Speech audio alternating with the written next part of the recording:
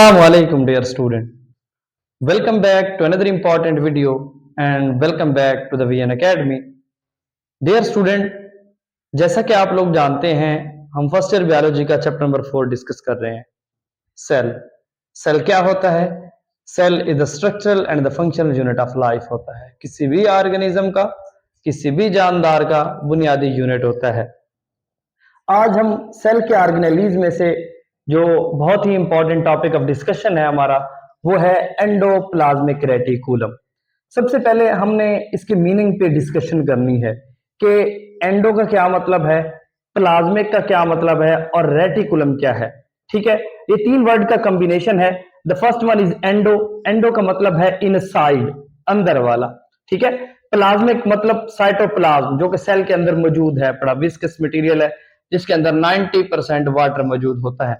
इसके अलावा रेटिकुलम कहते हैं नेटवर्क को, जाल को। तो चलिए देखते हैं इसकी प्रॉपर डेफिनेशन पे। तो क्या है बेटा? It is a single membrane bounded structure present in network from throughout the cytoplasm of eukaryotic cell.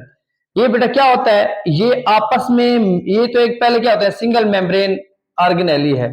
ठीक है, आपस में मिली हुई नालियों का एक ऐसा जाल है जो प्लाज्मा मेम्ब्रेन से न्यूक्लियर एनवेलप तक फैला हुआ है। कहां से लेकर बेटा? ये आपके सामने मैंने एक स्ट्रक्चर बनाया हुआ है एंडोप्लाज्मिक रेटिकुलम के। ये क्या है? एक सेल है। अब उसने क्या कहा है कि ये एक जाल है जो प्लाज्मा मेम्ब्रेन, ये वाली, ठीक है, प्लाज्मा मेम्ब्रेन से ये न्यूक्लियस है बड़ा, क्या न्यूक्लियर एनवेलप तक फैला हुआ ये जो एक जाल है, इस जाल को हम एंडोप्लाज्मिक रेटिकुलम का नाम देते हैं। क्या बेटा? प्लाज्मा मेम्ब्रेन से लेकर न्यूक्लियर एनवेलप तक क्या है, ये जो पूरा जाल है, इसको हम कहते हैं एंडोप्लाज्मिक रेटिकुलम कहते हैं। इसकी बच्चे फिर दो टाइप्स हैं, एक है RER, रफ एंडोप्लाज्मिक रेटिकुलम, और दूसरी है SER, स्मूथ एंडोप्लाज्मिक रेटिकुलम। ये हमारे पास क्या है? सेल के अंदर न्यूक्लियस मौजूद है और जिसके अंदर न्यूक्लियस बंद है उसको हम कहते हैं न्यूक्लियर मेम्ब्रेन कहते हैं। अब बेटा देखें, ये क्या है? एंडोप्लाज्मिक रेटिकुलम है। इसका ये जो पहला पोर्शन है जो ब्लू कलर वाला है, ये क्या है बेटा? RER है, रफ एंडोप्लाज्मिक रेटिकुलम। इसकी पहली जो टाइप्स है वो बेटा क्या है? Rough endoplasmic reticulum. अब रफ एंडोप्लाज्मिक रेटिकुलम की बेटा जो जाहिरी सूरत है पड़ी, इसके साथ किसकी वजह से? इसके साथ जुड़े बेशुमार राइबोसोम्स की वजह से है। ये ब्लैक कलर के ये जो डॉट्स हैं, ये क्या है? रफ एंडोप्लाज्मिक रेटिकुलम के साथ राइबोसोम्स जुड़े हुए हैं। अब राइबोसोम्स जुड़े हुए हैं तो ये जुड़ने की वजह जो है वो क्या है? ये प्रोटीन सिंथेसाइज कर रहे हैं, प्रोटीन की प्रोडक्शन कर रहे हैं। ठीक है बेटा, क्या है? रफ एंडोप्लाज्मिक जो रेटिकुलम है, इसके साथ बेशुमार क्या है? राइबोसोम्स जुड़े हुए हैं। ये जो राइबोसोम्स है क्या करते हैं? ये प्रोटीन की जिम्मेदारी का हिस्सा लेते हैं कि प्रोटीन की सिंथेसाइज करते हैं। उसके बाद बच्चे आपने देखा होगा ये ग्रीन वाला पोर्शन, इसको कहते हैं बेटा SER, मतलब स्मूथ एंडोप्लाज्मिक रेटिकुलम। इसमें क्या होते हैं? राइबोसोम्स नहीं जुड़े होते। अब इसमें होता क्या है? इसमें बच्चे लिपिड्स के मेटाबॉलिज्म और मुख्तलिफ मादों जो सेल के अंदर एक जगह से दूसरी जगह निकल कर जाते हैं, मतलब सेल के अंदर जितने भी जहरीले मादे आएंगे उनका असर खत्म कर देते हैं। स्मूथ एंडोप्लाज्मिक रेटिकुलम में सेल के अंदर जितने भी जहरीले मादे आएंगे उनका जो असर होगा टॉक्सिसिटी का, वो क्या कर देंगे? खत्म कर देंगे। ये बेटा SER का काम है, स्मूथ एंडोप्लाज्मिक रेटिकुलम का काम है। अब इसकी जो केमिकल कंपोजिशन है, ये किस चीज से मिलकर बने होते हैं बेटा? ये प्रोटीन से मिलकर बने होते हैं।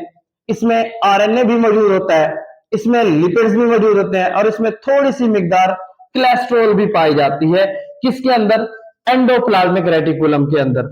ठीक है बेटा, और ये जो आपको ये सेट नजर आ रहे हैं, ये क्या है बेटा? सिस्टर्नी है, जो एक दूसरे के ऊपर स्टैक दर स्टैक क्या है? मौजूद है पड़े। किसके अंदर है? रफ एंडोप्लाज्मिक रेटिकुलम के अंदर है।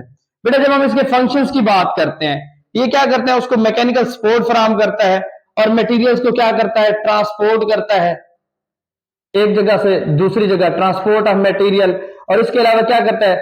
प्रोटीन की भी क्या करता है बेटा? सिंथेसाइज करता है। प्रोटीन की सिंथेसाइज के अलावा क्या करता है? जितनी भी क्या होता है मेटाबॉलिज्म हो रहे होते हैं लिपिड्स के, उसके लिए एक अहम किरदार अदा कर रहा होता है। तो जितने भी न्यू साइट्स होते हैं फॉर मेम्ब्रेन्स, उसके एक्सचेंज मतलब जितनी भी प्रोडक्शन हो रही होती है, प्रोडक्शन ऑफ द हार्मोन्स, जितनी भी हार्मोन्स की प्रोडक्शन होगी वो भी क्या करेगा, एंडोप्लाज्मिक रेटिकुलम क्या होता है, जिम्मेदार होता है।